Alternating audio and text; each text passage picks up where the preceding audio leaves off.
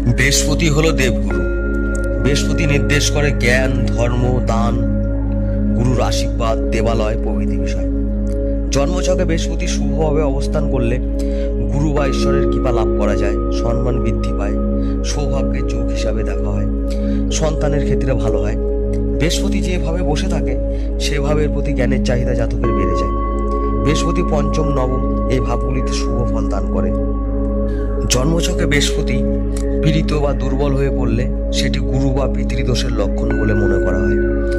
ধর্মে অনীহা, গুরুর সাথে মতভেদ, ভাগ্য উদয়ে বাধা প্রভৃতি বিষয়গুলি ঘটে থাকে। বৃহস্পতিকে শুভ করে তুলতে গুরুর নাম জপ, গুরুজন ব্যক্তিদের শ্রদ্ধা প্রদর্শন, বৃহস্পতিবার দিন হলুদ কাপড় পরিধান করলে বৃহস্পতি অনেকাংশে শুভ হয়ে যায়।